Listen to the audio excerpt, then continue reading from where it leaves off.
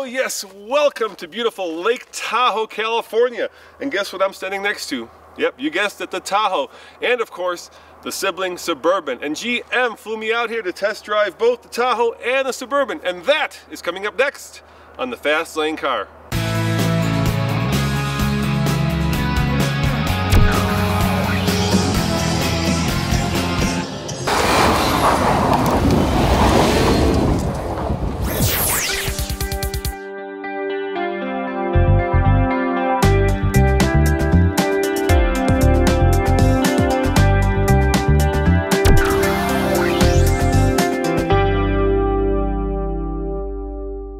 The Suburban is now, with the 2015 introduction, as we see here, is in its now 12th generation, and so it's the longest lasting nameplated vehicle in the world. So when you say Mustang, this is older. That's when you say Corvette, this is older. The oldest, oldest. Yeah, a lot of brand equity here.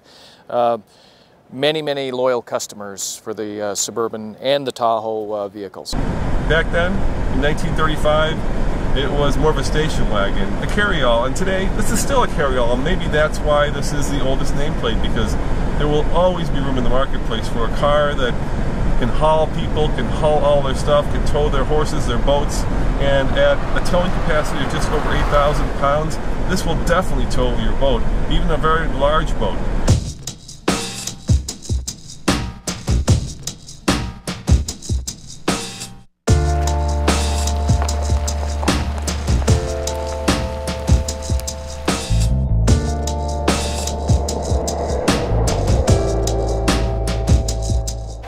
Now, one of the cool things about the twins is that you can just hit this button right here and open the glass part.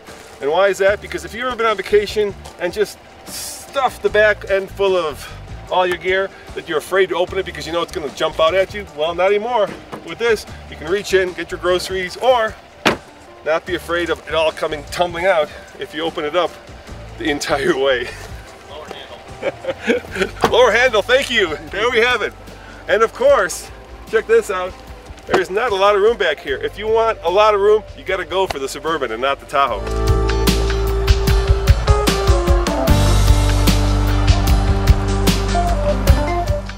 There are two easy ways to tell a Suburban from a Tahoe. You're looking at a Tahoe, check out the cutout in the rear door.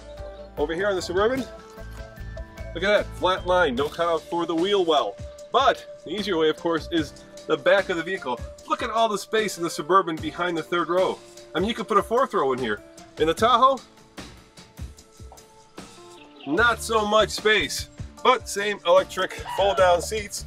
And we're being honest, look at all that space when you fold those third row seats down. That's probably enough space for most people, and that's why the Tahoe outsells the Suburban. Under the hood of the Suburban/Tahoe is the same 5.3 liter V8 that you'll find in the Silverado, and it puts out 355 horsepower and 383 pound-foot of torque. Now that's a lot of power, and you think with that much power and torque it'd get bad fuel economy, but no, this engine has a trick up its sleeve.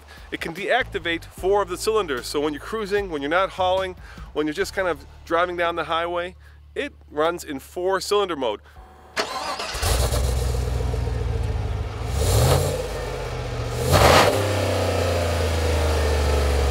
Which means that on my hour-and-a-half mixed-use drive, I'm getting about 22.1 miles to the gallon, which is respectable for a very comfortable, big vehicle like this. All right, I'm in the Suburban. I bet you this is going to be relatively leisurely. It's a big, heavy vehicle, but let's find out. Put it to the test. Here we go. Got it floored. Not bad. There's perkiness underneath the hood, and here comes 60. Oh, looky there, looky there. 8.13, 8.13. That is mighty impressive for such a big monster traditional SUV. When I mean traditional, I mean body on frame. I am impressed by how quickly this thing will scoot to 60. Or it could be the fact that I'm from Colorado, and when we get down here to sea level, things are just a lot faster. All right, let's try it one more time. See if we can break that magic 8 barrier. I'm gonna give it a little bit of juice and just let it go. There is no sport mode in this, but It's knocking off shifts like you wouldn't believe. And there we have it, 60. Oh my. All right, 8.58, a little bit slower, but nevertheless, very impressive for such a big monster of a vehicle. You know, the other thing we've added to these trucks is electric power steering. It makes the steering great in parking lot type maneuvers, and then when you get on the highway, the build-up is really nice.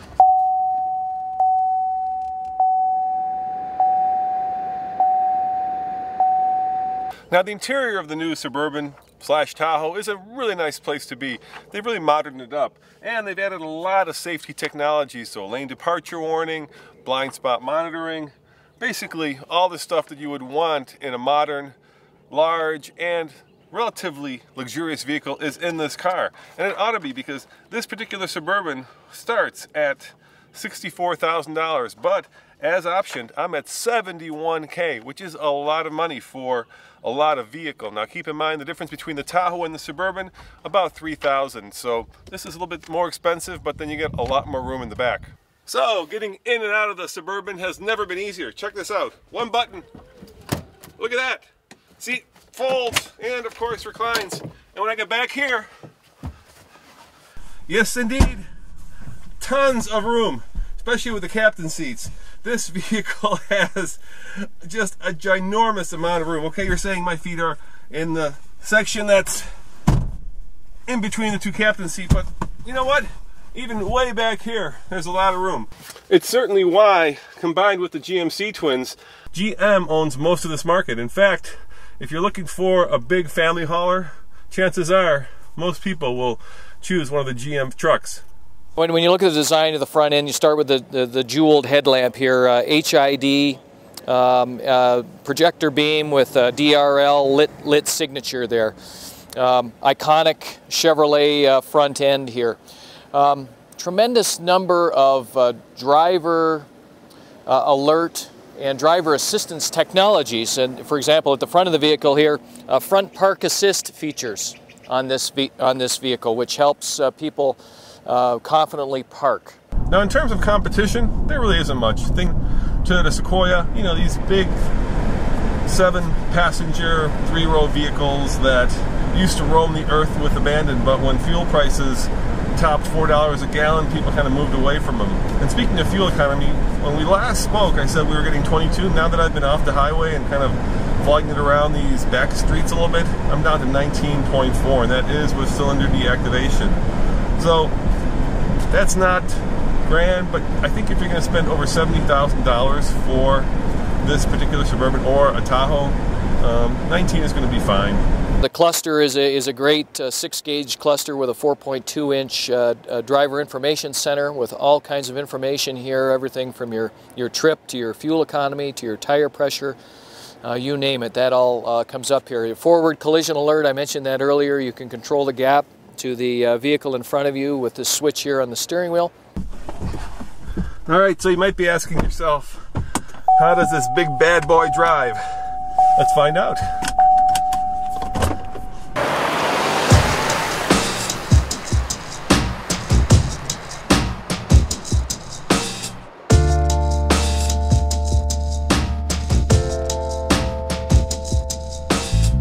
One thing about this vehicle that I can tell you right now is that it's extremely quiet. GM calls it whisper quiet. Let me turn off the air conditioner. Listen, I'm whispering now. Pretend that we're sharing an intimate moment. All right, let's not pretend that. It is quiet and it has extremely good straight line stability. On the highway, you feel supremely confident that it's not wandering around the road. And on these twisty turns, yeah, it's got electronic steering, which means that there's no parasitic loss now coming from the engine to run the power steering. It does make it feel a little bit more numb, but then you know what, this vehicle isn't about carving corners. It's about taking you and your family across the country, maybe pulling a trailer. And speaking of pulling a trailer, 8,000 pounds plus, which is phenomenal, of course, based on the Silverado, but I can tell you the mirrors, just way too small.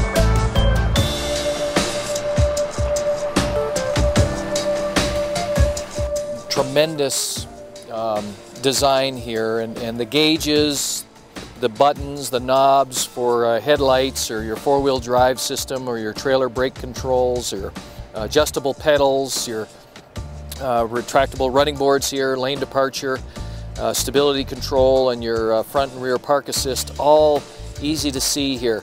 Your wiper controls are all mounted, including your rear, right in one place.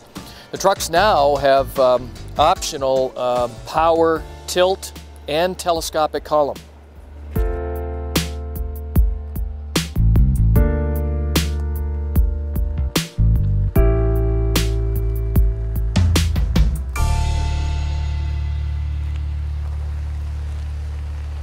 All right, gang, I'm in the Tahoe now, 0 to 60. I'm suspecting this should be a little bit faster because it's a little bit shorter, that's less weight.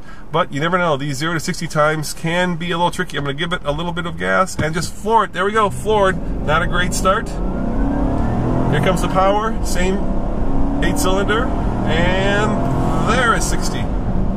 Oh, looky there, just what I thought. 8.3 in the Suburban, and voila! 8.0 in the Tahoe. So if you're looking for the speedster of the bunch, Suburban Tahoe, oh, I don't know, I don't care about the room, I want it to be faster, then this is the one to get. 0.13 seconds faster. I wonder what that's like. Maybe like a quarter of a flash of an eye, a blink of an eye. It's hard to say, huh? It doesn't really matter, guys. I mean, it's pretty much equal. All right. You gotta love those retractable running boards.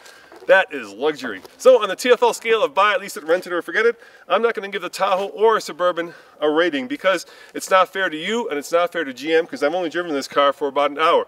So you'll have to come back to TFL Car when we have it for a week to test. As always, this is Roman reporting for the Fast Lane Car. Remember, check out tflcar.com for all your car news, views, and reviews. See you next time. Ciao.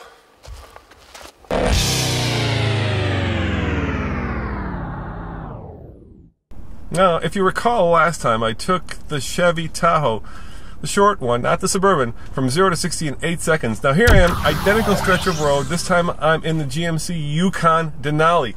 This vehicle has the bigger 420 horsepower, 460 pound-foot of torque, which is what counts, engine. So it should be faster. Plus, well, there's no plus. It just should be faster. Let's give it a shot. Here we go. Just floored. Oh yeah, you can feel it. It does have more oomph, and there is 60 right there.